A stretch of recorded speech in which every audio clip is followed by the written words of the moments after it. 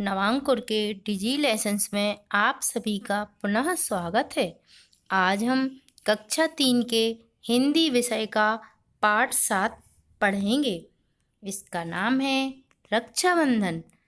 बच्चों, रक्षाबंधन के बारे में तो आप जानते ही हैं। अभी कुछ दिन बाद फिर रक्षाबंधन का त्यौहार आ रहा है। इस दिन बहन भाई को राखी बांधती हैं और भाई भी उपहार में कुछ न कुछ देता है, जैसे कपड़े, रुपए इत्यादि। आइए आज हम रक्षाबंधन के बारे में पढ़ते हैं। आओ भैया प्यारे भैया, मस्तक पर शुभ तिलक लगा दूं, रक्षाबंधन की बेला में धागों का कंगन पहना दूं। बच्चों, इन पंक्तियों का अर्थ है कि बहन भाई से कहती है कि प्यारे भैया आओ, मैं तुम्हारे माथे पर तिलक लगा दूं और रक्षाबंधन के इस पावन अवसर पर मैं तुम्हें राखी बांध दूं।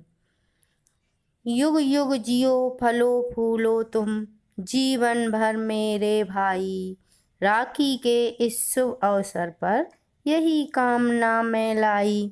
बहन फिर कहती है कि मेरे प्यारे भाई, तुम युग युग तक जियो, खूब फूलो फलो।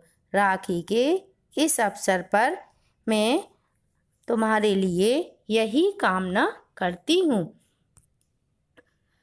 जब तक रवि शशि विचरण करते, गंगा यमुना है साखी, तब तक रक्षा करे तुम्हारी बहना की प्यारी राखी। बहन फिर कहती है कि जब तक सूर्य चंद्रमा आकाश में घूमते रहें तथा गंगा यमुना नदियाँ बहती रहें, तब तक मेरे प्यारे भाई ये राखी तुम्हारी रक्षा करती रहेगी।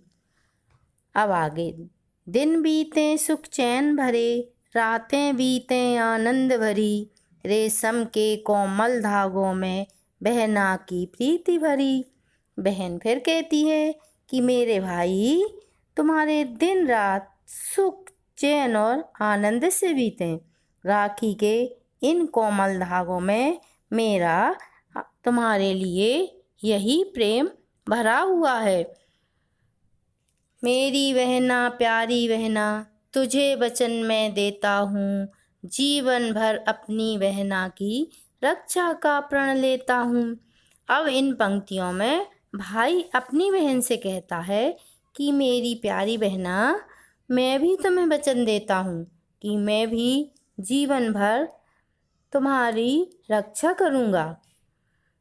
बहना तेरी आन मान पर आँच न मैं आने दूंगा, इस प्यारी राखी के बदले जीवन भी अपना दूंगा। भाई फिर कहता है कि प्यारी बहना, मैं तुम्हारी प्रतिष्ठा और इज्जत बचाने के लिए और इस राखी के बदले अपने प्राण भी न्यौछावर कर दूंगा। अब आगे।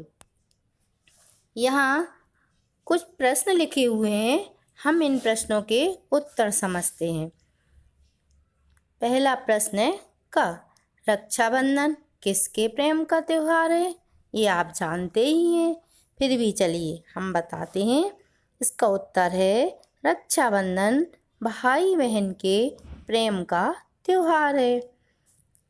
अगला प्रश्न है खा बहन भाई के हाथ में राखी बांधते हुए क्या कामना करती है?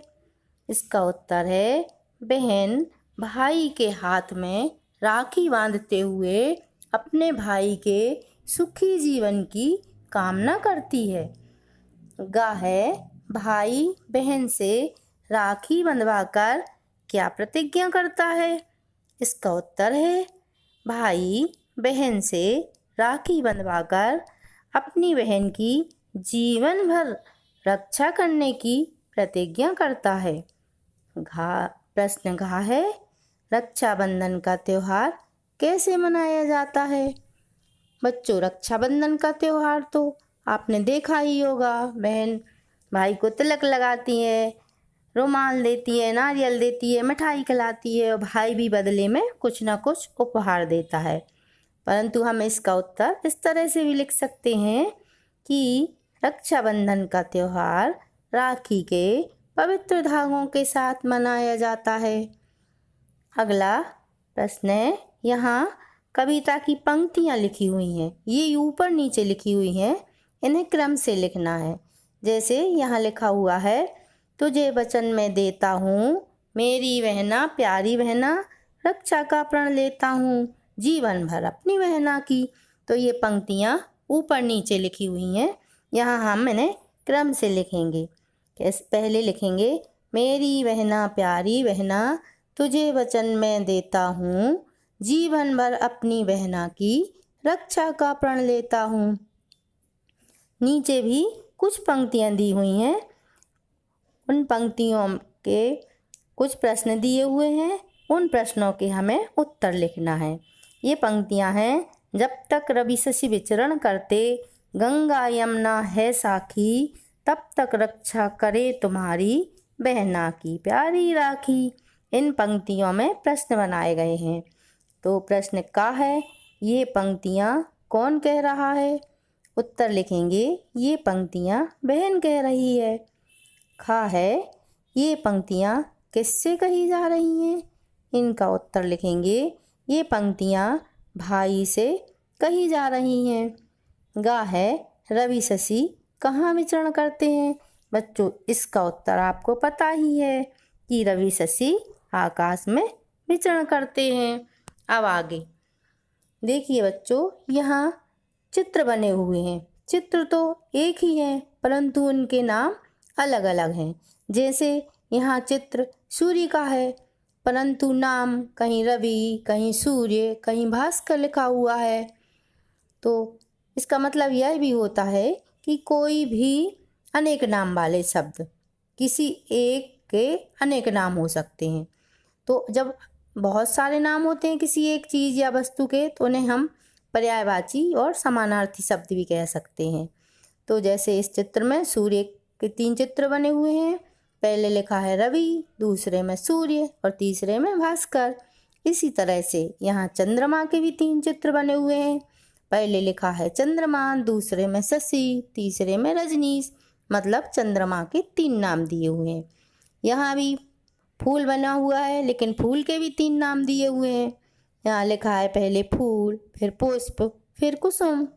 तो बच्चों, समान अर्थ मतलब एक से अर्थ को प्रकट करने वाले शब्दों को हम पर्यायवाची या समानार्थी शब्द कहते हैं। बच्चों, अब यह पाठ यहीं समाप्त हुआ।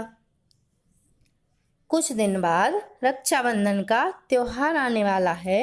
आप देखना कि किस तरह से मनाते हैं और अपनी कॉपी पर राखी का सुंदर सा चित्र बनाना और उसमें अच्छे रंग भरना। अगले वीडियो में हम फिर मिलेंगे। धन्यवाद।